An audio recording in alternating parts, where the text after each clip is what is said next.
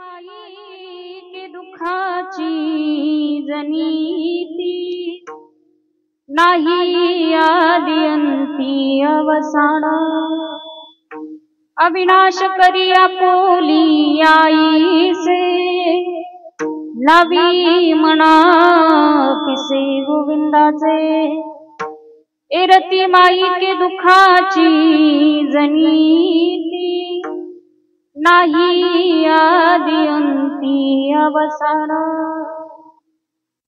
तुका म्हणे कामरणेची सरे उत्तमाची उरे कीर्ती मागे एरती माई के दुखाची जनीती नाही आदि अंती अवसान पांडुरंगा करू प्रथम नमन पांडुरंगा करू प्रथम नमन पांडुरंगा करू प्रथम पांडुरंगा करू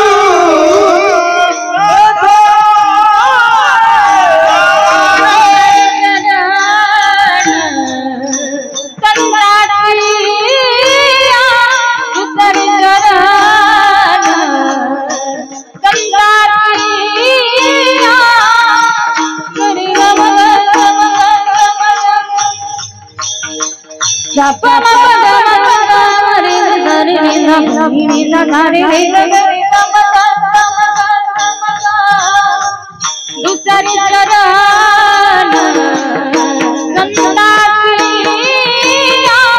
दुसरी चरण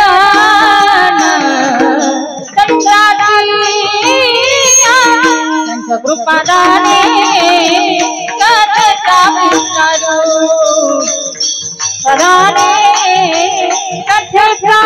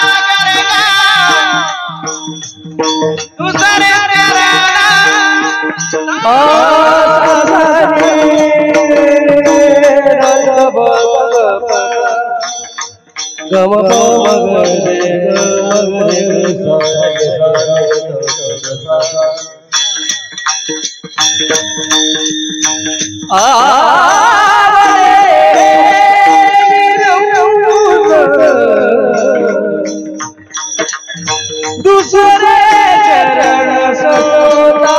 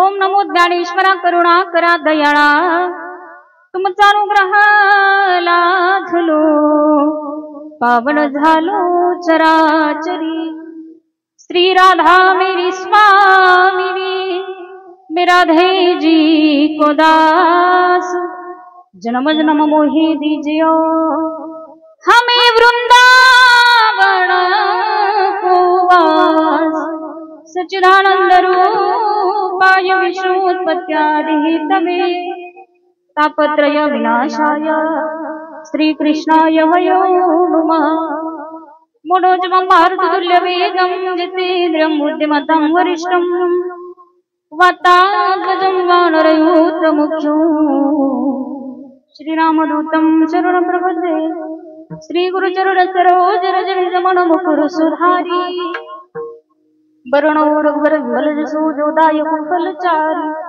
बुद्धिहीन तनु जानिके सुमिरो पवन कुमार बल बुद्धि विद्या देहु मोहि हरहु कलेश विकार चलो आवो जी पवन कुमार पधारो हरि कीर्तन चलो आवो जी पवन कुमार पधारो हरि कीर्तन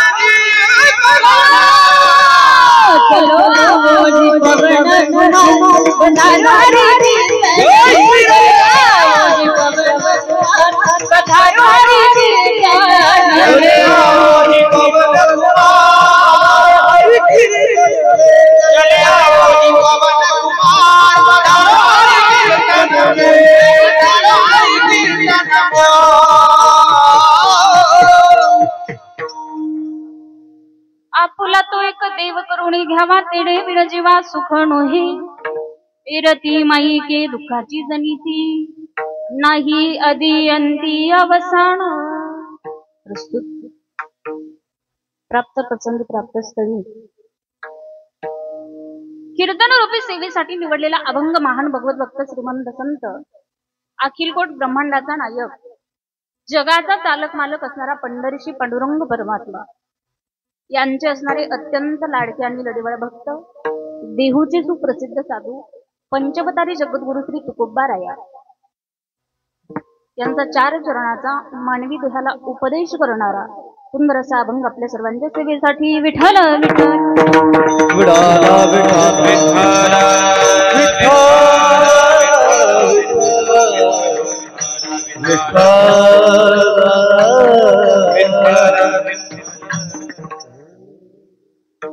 अभंगाकडे वळण्यापूर्वी अल्पसा हा पचार द्यायचा तो म्हणजे असा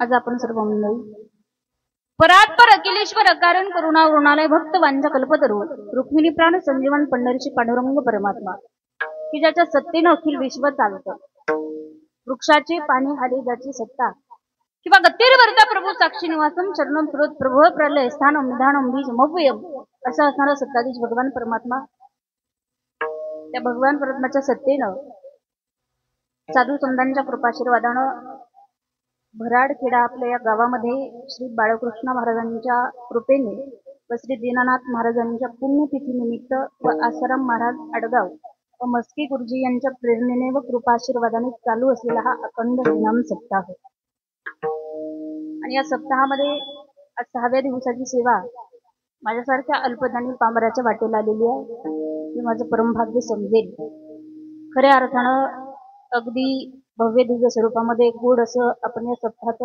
आयोजन नियोजन या ठिकाणी केलेलं आहे म्हणून प्रथमतः मी सर्व गावकरी मंडळींचे मनापासून धन्यवाद व्यक्त करेल मला वाटतं तुम्ही एकदा तुमच्यासाठी जोरात टाळी वाजवा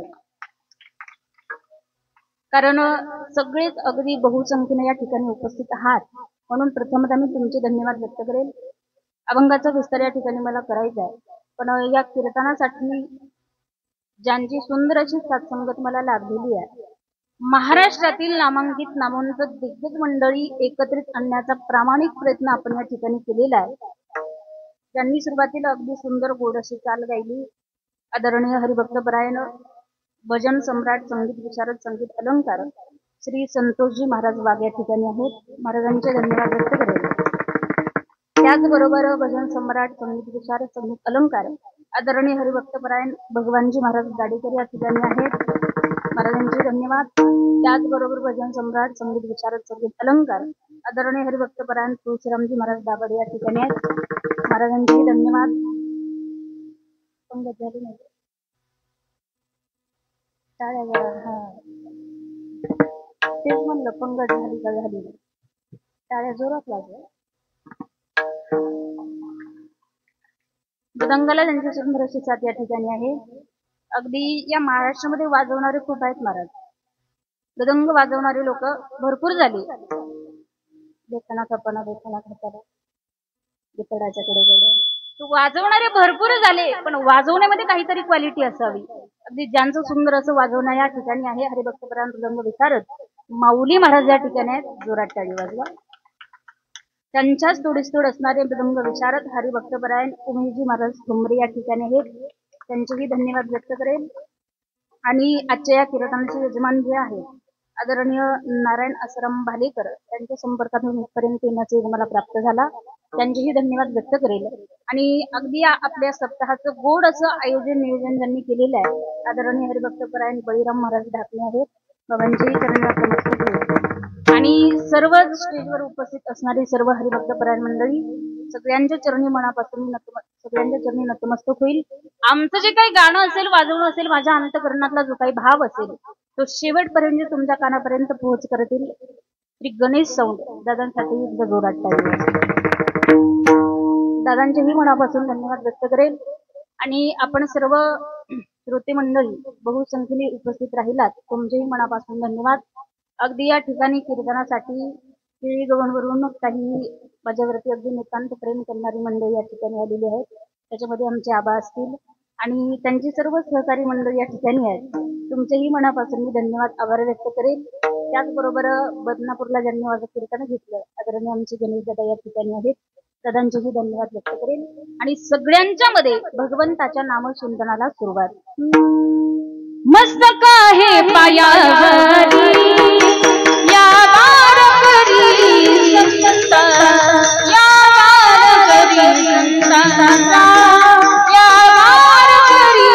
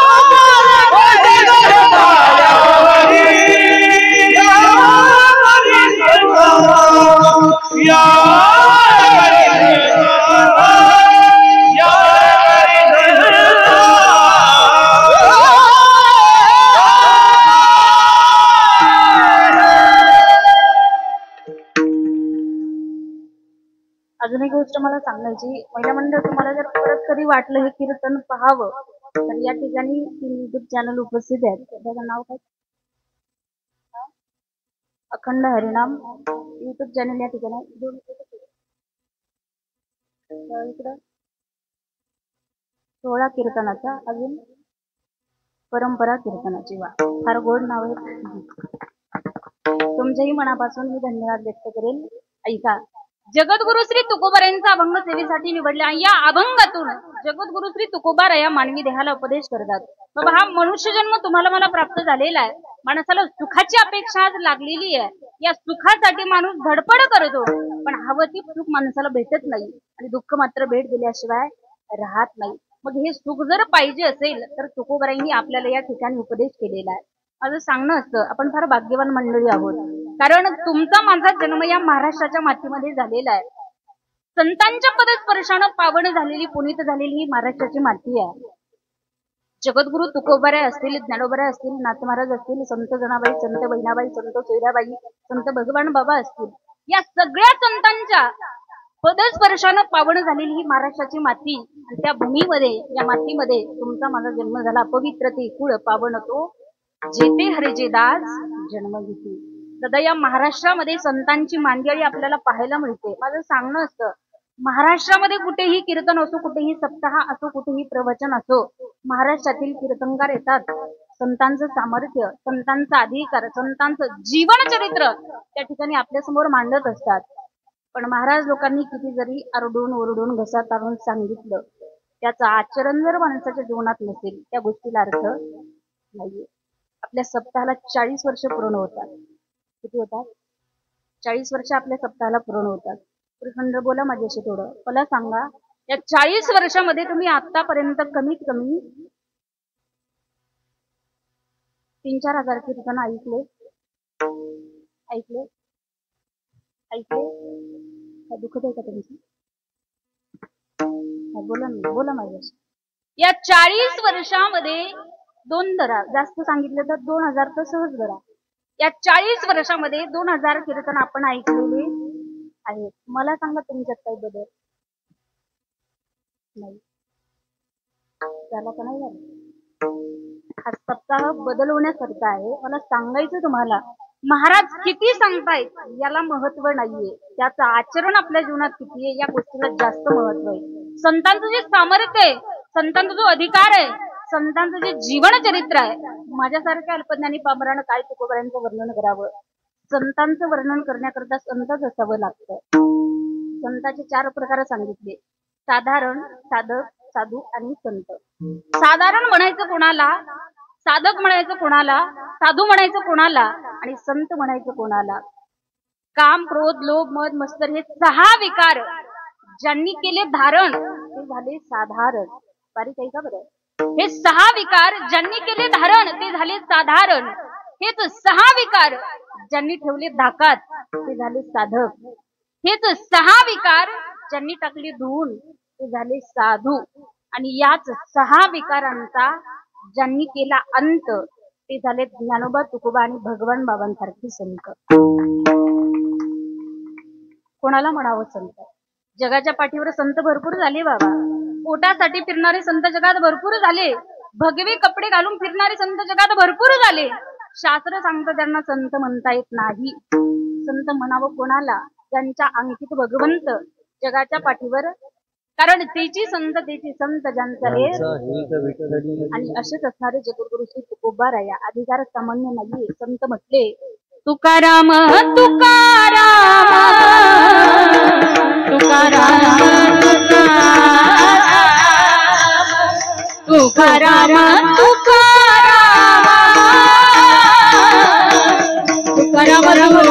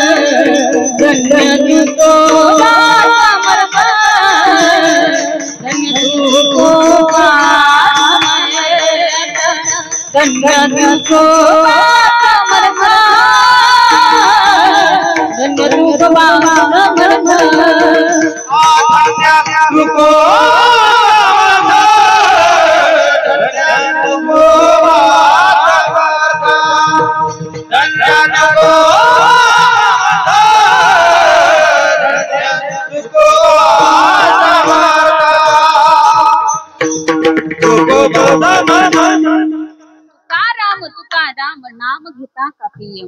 तुकोबारांचे सामर्थ्य आहे, तुकोबारांचा हा अधिकार आहे. आणि तेच जगद्गुरु तुकोबाराया या अभंगातून मानवी देहाला उपदेश करतात. अभंगाचं पहिलं चरण.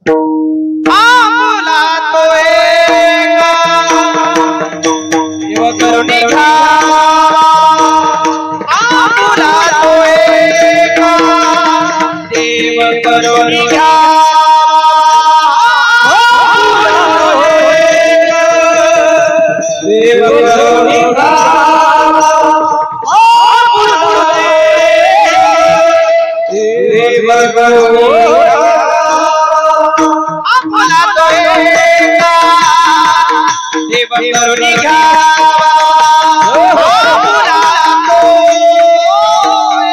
देव करुणी घ्यावा देव करुणी आपला तो देव करुणी देवीना जीवा दुकान देवीना जीवा देवीना जीवा देवीना जीवा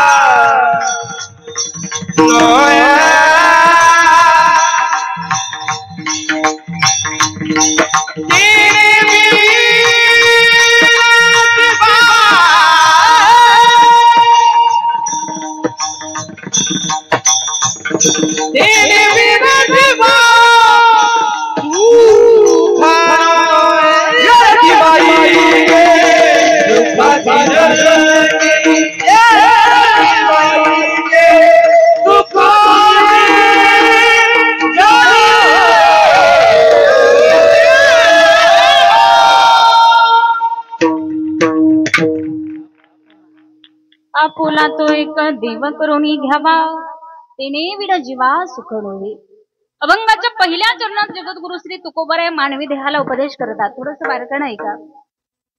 इथं प्रश्न असा निर्माण होतो, जगद्गुरु तुकोबारायांनी मानवी देहाला का उपदेश केला, पशु पक्ष्यांना का केला नाही, इतर प्राण्यांना का केला नाही? त्याचं कारण आहे दादा, देवानं तुम्हाला मला हा नरदेह दिलेला आहे. या देहाच्या सोबत आपल्याला कर्तृत्व दिलं आणि कर्तृत्वासोबत आपल्याला भोक्तृत्व सुद्धा दिलेलं आहे. म्हणजे मनुष्य कर्मही करतो आणि केलेल्या कर्माची फळं देखील त्याला भोगावी लागतात. पशु पक्ष्यांना का उपदेश केला नाही, त्याचं कारण आहे, पशु काय पाप पुण्य जाणती उत्तम मध्यम, त्यांच्याकडे फक्त भोक्तृत्व आहे, ते कर्म करू शकत नाहीत. केलेल्या कर्माची फळं ते भोगतात. आणि संतांचा जर विचार केला तर संतांकडे फक्त आणि फक्त कर्तृत्व आहे, संतांकडे भोक्तृत्व नाहीये. बरेच लोक म्हणतात काही संतांचा देवाजवळ वशिला आहे. काही आपण म्हणत असतो ज्याचा आहे वशिला तो जाईल आणि ज्याचा नाही वशिला तो जाईल म्हणत असतो आपण. संतांचा देवाजवळ वशिला आहे, आपला हा झालेला गोड असा गैरसमज आहे. दादा नाही, संतही कर्म करतात, पण कर्म करत असताना संत ईश्वरार्पण बुद्धीने कर्म करतात आणि केलेलं कर्म ते देवाला अर्पण करतात, म्हणून त्यांना ते भोगावं लागत नाही. आपल्याला करावंही लागतं, ते फेडावं सुद्धा लागतं. ते कर्म आहे, ते कुठून येईल कसं येईल आपण सांगू शकत नाही, परंतु ते आपल्यापर्यंत येतं, त्याची फळं माणसाला भोगावी लागतात. केले कर्म झाले त्याची भोग आले, उपजले नेले आईचे किती. संत म्हटले माणसाचं जसं कर्म असेल तशी त्याला त्याची फळं भोगावी लागतात. ऐका, जीवन जगत असताना नाही आपल्याला एखाद्याचं चांगलं करता आलं, कोणाचा वाईट करायचा विचार कधी डोक्यात आणायचा नाही. एक सुंदर भाव आहे, भला किसी का कर न सकूं तो बुरा किसी का मत करना, पुष्प नहीं बन सकते तो तुम कांटे बनकर मत रहना, कांटे बनकर मत रहना. बन न सके भगवान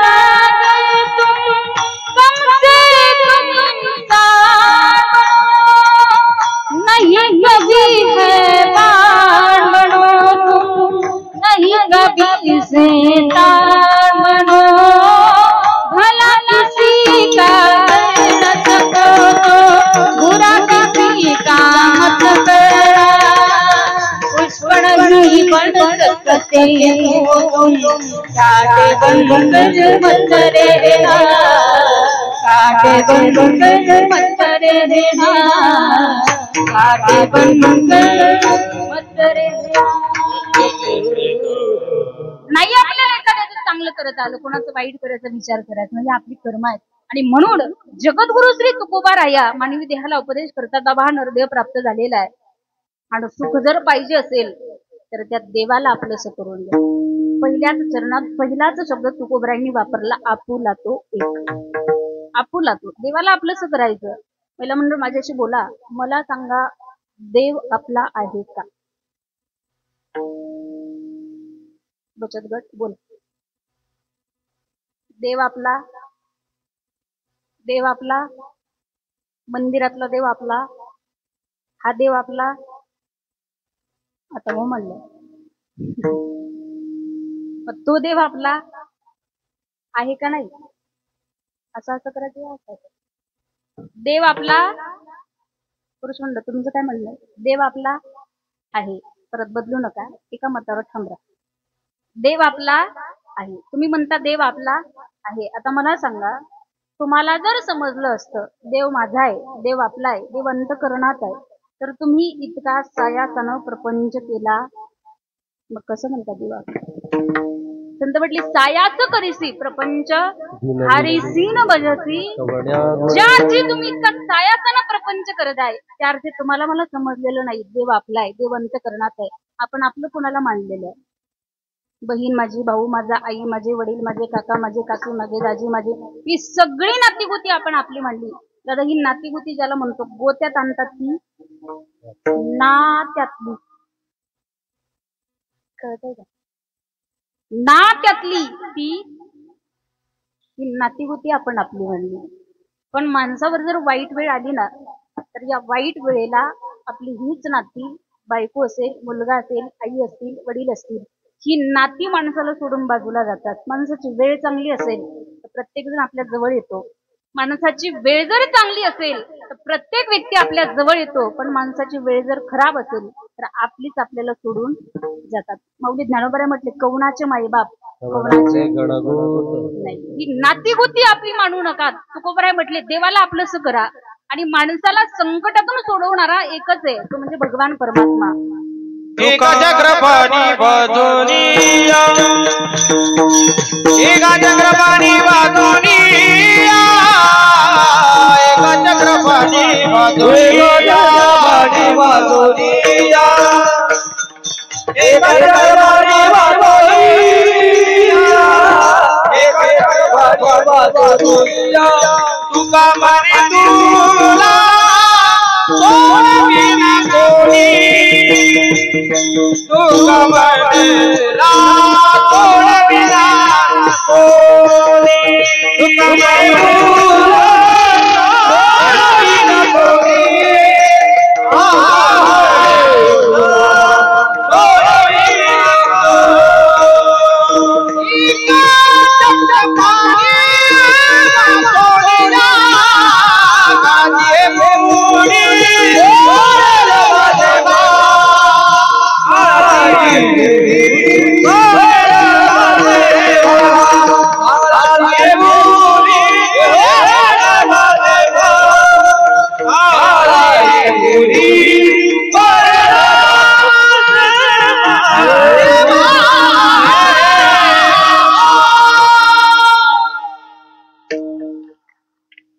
देवाशिवाय तुम्हाला मला सोडवणार या जगात दुसरं कोणी. एका चक्रपाणी वाचवूया. भगवंत जर सोडला तरी बाकीची नातीगोती फक्त म्हणायला असतात. ऐका, माणसाला संकटातून सोडवणारा फक्त भगवंत आहे. तुम्हाला मी पुरावा देऊन जाईल. आपण महाभारत पाहिलं असेल, महाभारत ऐकलं असेल तर तुम्हाला लक्षात येईल. दादा त्या महाभारतामध्ये धर्मराजा होता. माझा मुद्दा विसरू नका, आपलं कोण याच्यासाठी मी उदाहरण सांगणार आहे. त्या महाभारतामध्ये धर्मराजा होता. त्या धर्मराजाला द्यूत खेळायचं ज्ञान नव्हतं. द्यूत म्हणजे जुगार. आत्ताच्या काळात काय म्हणतात दादा? आहे का गावात? गावात आहे बाबा. लोक इतके विचित्र निघाले. हनुमंतरायासमोर बसत त्यांना राणी दाखवते.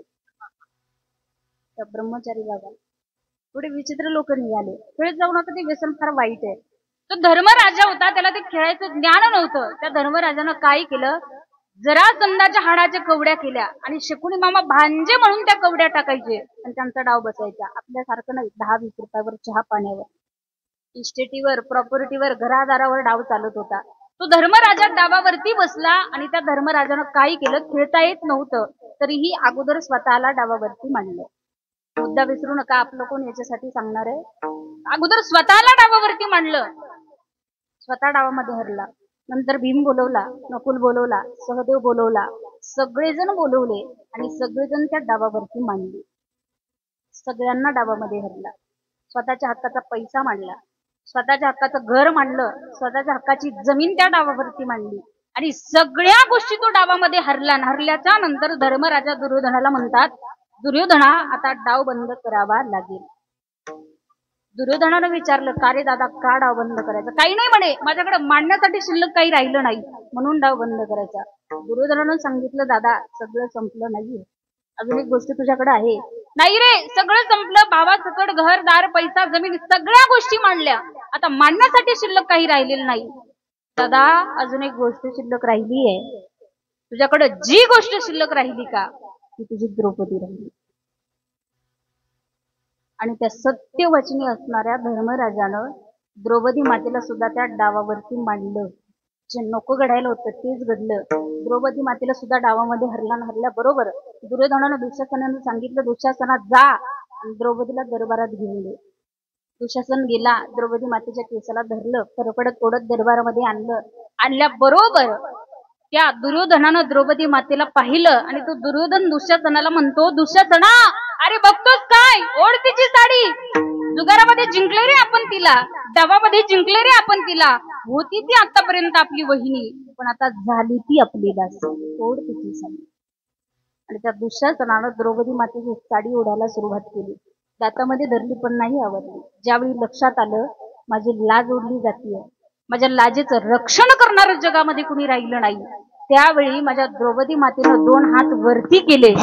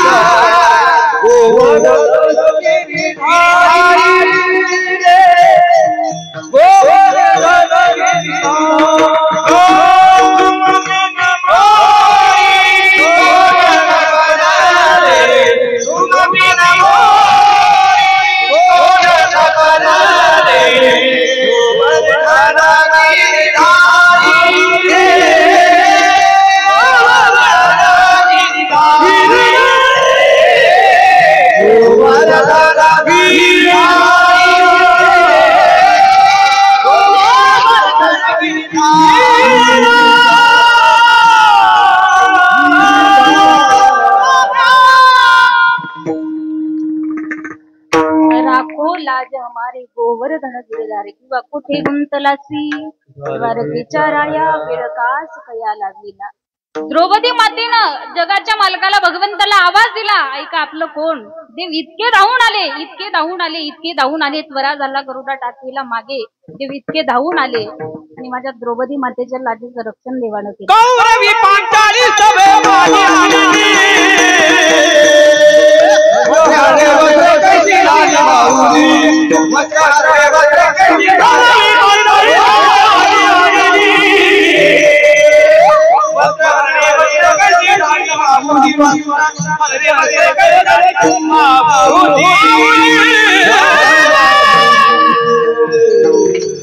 कौरवे पांचाळी सभे माझी आणि वस्त्र हरण वस्त्रे कैची झाली मावळी. काय केलं जगाच्या मालकानं? दुःशासन साडी ओढायचा, देव साडी पुरवायचे, दुःशासन साडी ओढायचा, देव साडी पुरवायचे. दादा नुसत्या साड्यात पुरवल्या नाहीत, जगाचे मालक स्वतः साडी झाले. म्हणून कौरवे पांचाळी सभे माझी आणली वस्त्रहरण वस्त्रे कैची झाली नऊ. माझं उदाहरण संपलंय. सिद्धांत लक्षात घ्या. द्रौपदी मातेच्या समोर सगळे नातेवाईक बसलेले होते. 5 पती बसलेले होते. एकही कामाला आला, संकटामध्ये एकही कामाला आला. कामासाठी कोण आलं? आपुला तो देवच धावून आले. म्हणून तुकोबरा म्हटले, तो देव माणसाला संकटातून सोडवणार आहे, म्हणून त्या देवाला आपलंच करा. जगात प्रत्येक माणूस दुःखी आहे. आज कोणत्या ना कोणत्या गोष्टीनं प्रत्येक जण दुःखी आहे. कोणाला गाडी नाही म्हणून कोणी दुःखी, कोणाला घर नाही म्हणून कोणी दुःखी, कोणाकडे पैसा नाही म्हणून दुःखी, कोणाकडे जमीन नाही म्हणून दुःखी, कोणाकडे मुलं नाहीत म्हणूनही दुःखी आहे. पण मी सांगेल,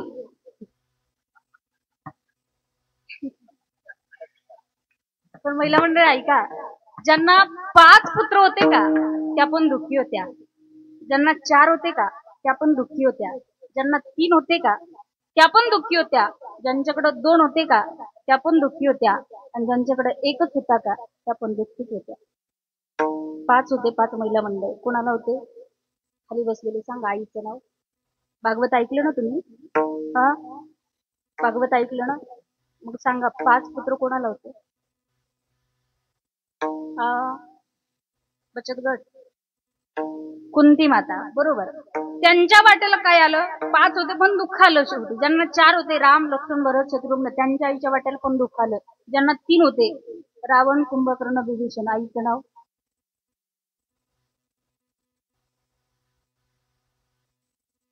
रामायणात त्यांच्या काही संबंध नाही का? काय म्हणजे काय पद्धत आहे काही? काय होतं त्यांच्या आईचं नाव? रावण माहिती आहे? रावणाच्या आईचं कैकसी माता, बरोबर. आई बरोबर उत्तर दिलं. त्यांच्यासाठी टाळी वाजवा एकदा. कैकसी माता, त्यांच्याही वाट्याला दुःख आलं. ज्यांना 2च होते, कृष्ण आणि बलरामाला 6 कंसानं मारले, हा भाग वेगळा आहे, पण त्यांच्याही वाट्याला दुःख आलं. आणि ज्यांना 1च होता, समजून आलं. कोणाला होता? 1. भागवतामध्ये वर्णन आलेलं आहे, महात्मा अंग यांचा पुत्र वेण, एकुलता 1, पण अतिशय दुष्ट वृत्तीचा. मला सांगायचं एक, ज्यांच्याकडे आहेत तेही दुःखी आहेत, ज्यांच्याकडे नाहीत ते पण दुःखी आहेत. आणि माणसाला का दुःख भोगावं लागतं? त्या दुःखाचं कारणही आहे, आपलं जीवन स्वतंत्र नाही. संतांचं जीवन स्वतंत्र आहे.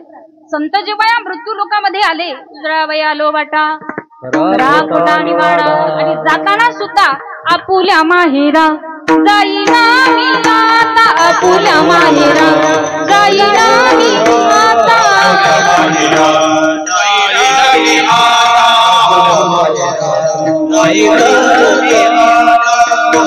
निरोपयाचा दासिया, निरोपयाचा दासिया, सुख माझे आई केले काय, सुख माझे आई केले काय, निरोपयाचा दासिया,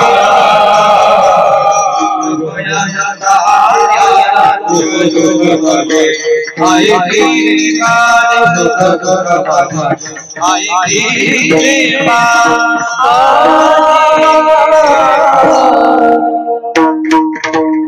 आपुल्या माहेरा जाईना मी आता, निरोपयाचा हाती आला, निरोपयाचा हाती आला, सुख माझे आई केले काय, सुख दुःख माझे आई केले काय. आपुल्या माहेरा. संतांचं जीवन स्वतंत्र, तुमचं माझं जीवन परतंत्र. म्हणून माणसाला दुःख भोगावं लागतं. तुकोबराय तेच सांगतात, हे दुःख नाहीच करायचं असेल आणि सुख जर पाहिजे असेल तर त्या देवाला आपलंच करा. म्हणून आपुला तो बाबा. आपलं असं झालेलं आहे, मला म्हणतात लक्ष इकडे द्या, आपलं असं झालेलं आहे, आपल्या जीवनामध्ये एक देव राहिलाच नाही. वार बदलला की आपला देव बदलला जातो. सोमवार आला की महादेवाकडे जातो, मंगळवार आला की देवीकडे जातो, बुधवार आला की पांडुरंगाकडे जातो, गुरुवार आला की दत्तात्रेयकडे जातो, शुक्रवार आला की संतोषी मातेकडे जातो, शनिवार आला की शरण शरण, आणि रविवार आला की परत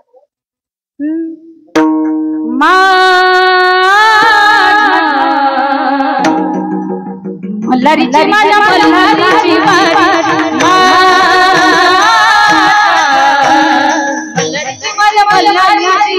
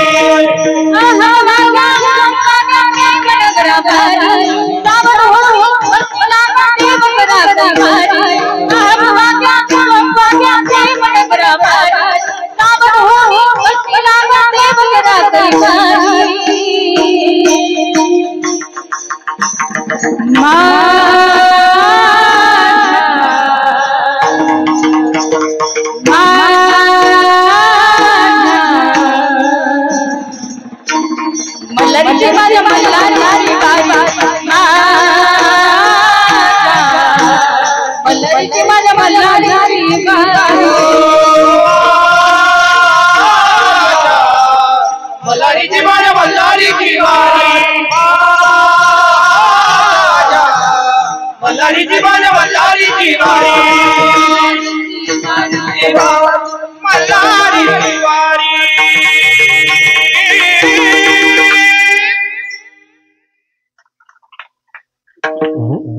वार बदलला की आपला देव बदलतो दादा. पण तुकोबर म्हटले आपुला तो एक अनेक नाही, आपुला तो एक. त्या देवाला आपलंच करायचं. संत म्हटले सुख कुठं आहे? सुख देवाजवळ आहे, सुख देवाच्या चरणाजवळ आहे. या सुखासाठी माणूस जो धडपड करतोय ते सुख जर पाहिजे असेल तर तुम्हाला देवाला आपलंच करावं लागेल. सर्व सुखाचे आगर बाप रुक्मा, सर्व सुखाचे आगर जनी म्हणे, सर्व सुखाचे आगर म्हणे नरहरी सोनार. सगळ्या संतांनी सांगितलं सुख देवाजवळ आहे, सुख देवाच्या चरणाजवळ आहे. म्हणून त्या देवाला आपलंच करायचं. बाबा आज या जगात असे नास्तिक लोक जन्माला आली. ते म्हणतात ताई आम्ही देवाला मानत. देवाला न मानणारे लोक जगात भरपूर आहेत. पण मी सांगत असते तुम्ही जरी देवाला मानत नसले तरी देव तुम्हाला मानतोय म्हणून तुम्ही या जगात वावरत आहे. ज्या दिवशी देव तुम्हाला मानायचं सोडून देईल बाबा त्या दिवशी तुमच्या दारात गर्दी असेल. विचार ना कशाला. राम नाम पुढचे म्हणत असता राम नाम सत्य, मागचे म्हणतात शिरापुरीचा. माणसाच्या जीवनाचं सार नाहीये. भगवंताला देवालाच आपलंस मानायचं. आपण एक मंदिरामध्ये गेल्याच्या नंतर एक स्तुती आपण करत असतो.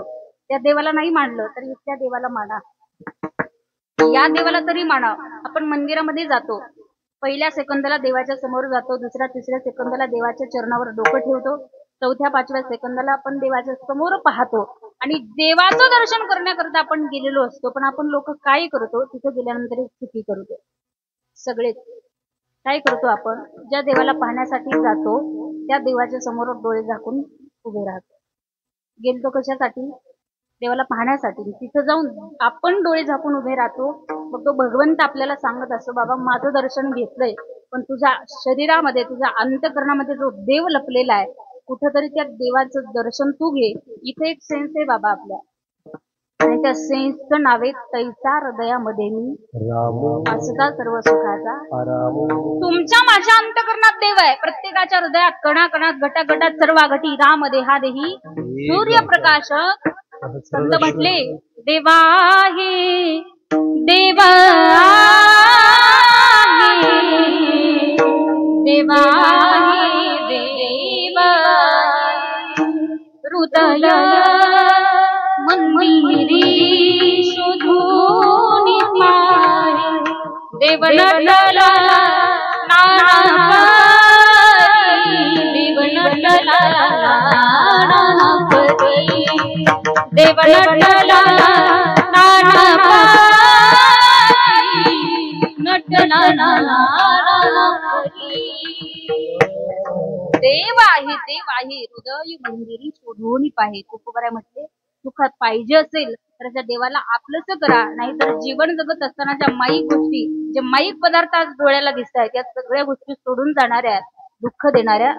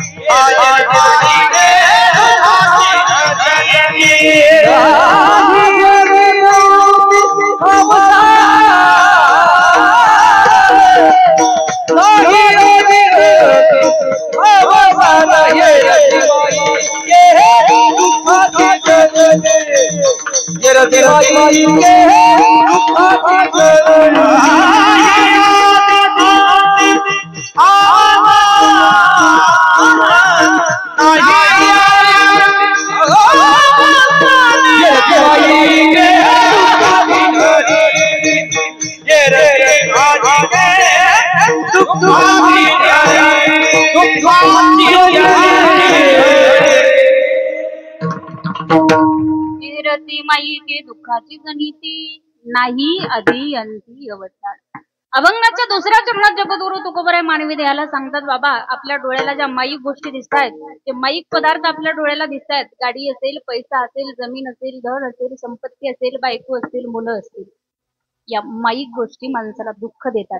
आणि या माईक गोष्टी माणसाला सोडून जावं लागतं. एरती माईक दुःखाची जनिती नाही आधी नांदी अवस्था. या माई गोष्टी माणूस जीवन जगत असं नाही का बरं? या माई गोष्टी तुकोबराय म्हटले जाणार आहेत, माणसाला दुःख देणार आहेत, त्रास देणार आहेत. या माईक पदार्थांमध्ये मोडणारी अजून एक गोष्ट शास्त्रानं सांगितली ती म्हणजे तुमचा हा संसार. हा संसार देखील माईक पदार्थांमध्ये मोडला जातो. तिला म्हणलं तुम्ही हा संसार करताय, पण हा संसार माणसाला दुःख देणार आहे. दुःखरूप हा संसार आहे. संसार किती जरी केला तरी या संसारामध्ये अपेक्षा वाढत जातात आणि हा संसार कधी पूर्णतेकडे जात नाही बाबा. संत म्हटले दुःख बांधवडी आहे हा सुखाचा विचार. शास्त्रानं व्याख्या केली संसारत इति संसार हा. एक गोड व्याख्या शास्त्र आपल्याला सांगतं. प्रपंचाचा आरंभ हा अनुकूल आहे. थोडं बारीक आहे का? प्रपंचाचा आरंभ हा अनुकूल आहे पण त्याचे परिणाम प्रतिकूल आहेत. तसं परमार्थाचा आरंभ हा प्रतिकूल आहे पण त्याचे परिणाम मात्र अनुकूल आहे. मग तुम्ही ठरवा संसार करायचा की परमार्थ करायचा. आम्ही म्हणणार नाही सोडून द्या फक्त परमार्थ करा. संत म्हटले संसार असा करायचा. संसारी असावे आसुनी नसावे. संसारी असावे आसुनी नसावे. संसारी असावे आसुनी नसावे. तारी असावे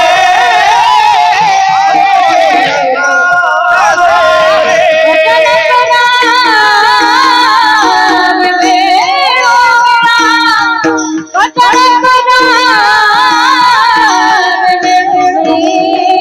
आसुनी नसावे. संसारी असावे आसुनी नसावे. संसारी असावे आसुनी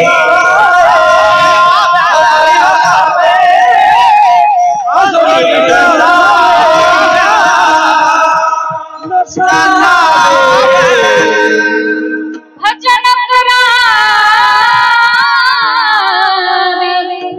वेळोवेळा. भजन करावे वेळोवेळा. संसारी असावे आसुनी नसावे. संसाराचा संत बसले अलिप्त कमळ दुर्देश.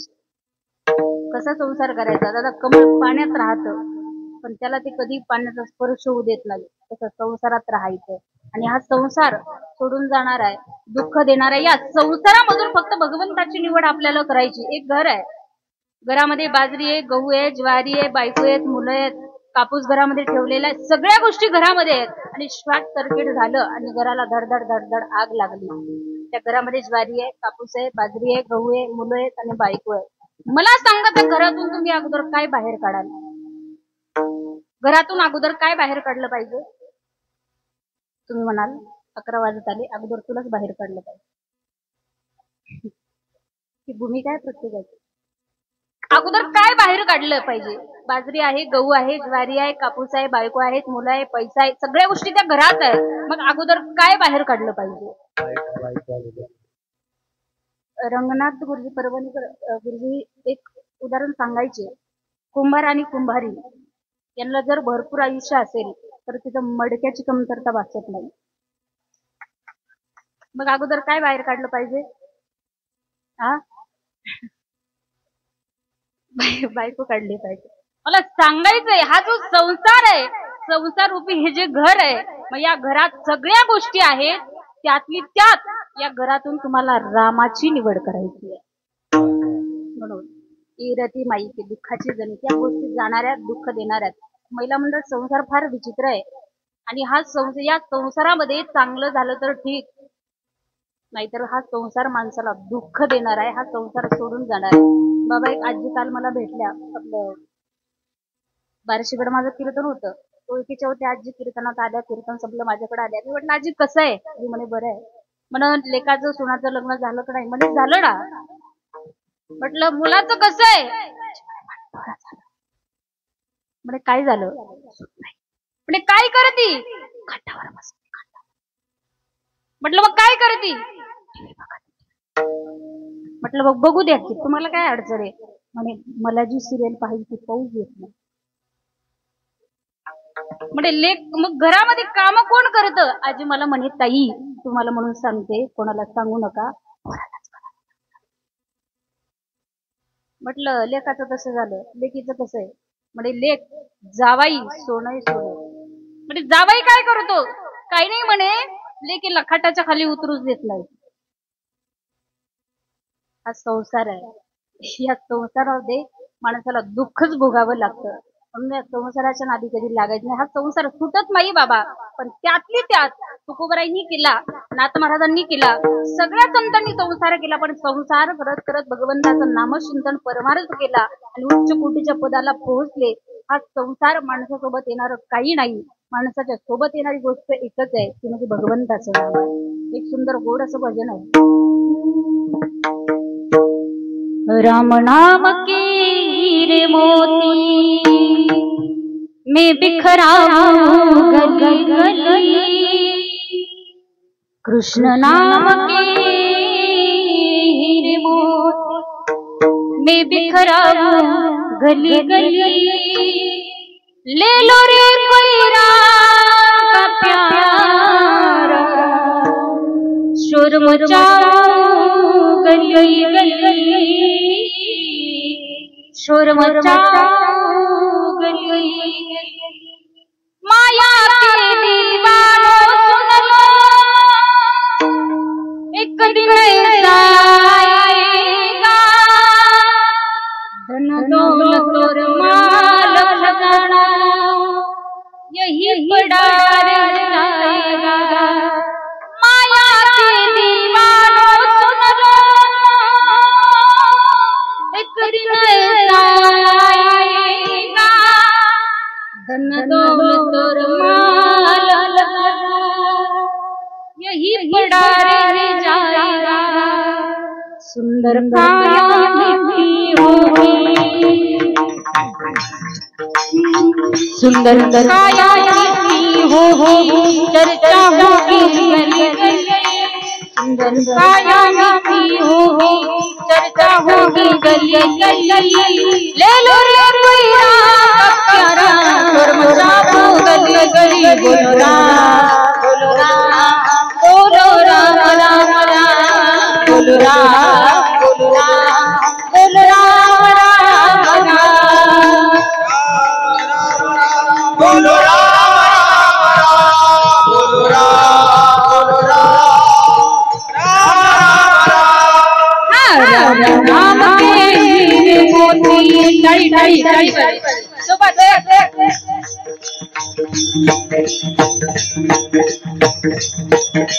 राम नाम के हीरे मोती में बिखराऊं गली गली, नाम के हीरे मोती में बिखराऊं गली गली।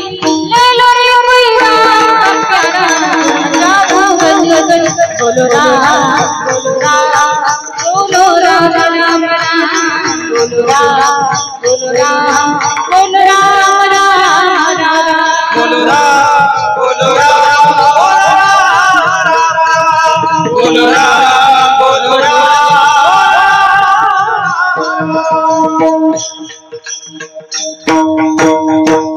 म्हणून जगद्गुरु श्री तुकोबराय आपल्याला उपदेश करतात, तेरती माई के दुःखाची जनिती नाही अधियंती अवसान. तुकोबराय म्हटले देवाला आपलंसं करा आणि या माईक पदार्थांचा त्याग करून तो अविनाशी असणारा परमात्मा त्याचं वेड या मनाला लावा. तिसरं